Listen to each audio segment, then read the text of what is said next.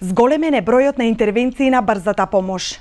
Повеќе од 15 на повици секојдневно пристигнуваат до итната медицинска помош во Струмица.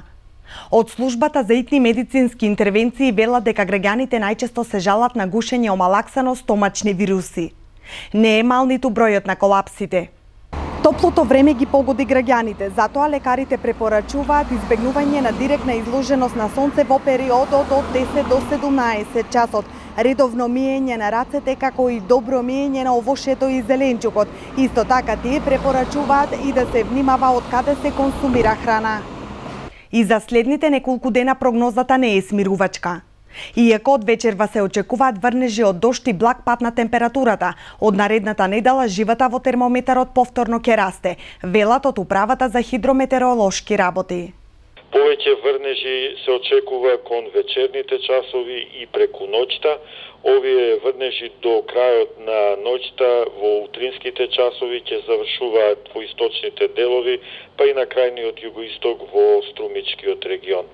Во текот на утрешниот ден ќе превладува променливо облачно време и понатаму со северен ветер, но со послаб интензитет.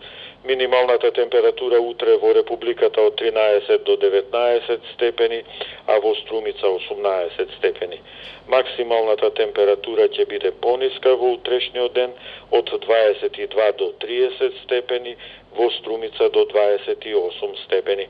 Во недела услови за повремен дожд има само на западот од земјата, на истокот сончево со мала до умерена облачност, а во понеделник веќе ќе имаме и засилен северен ветер, па и во Струмичкиот регион, но полека температурите ќе растат во деновите потоа.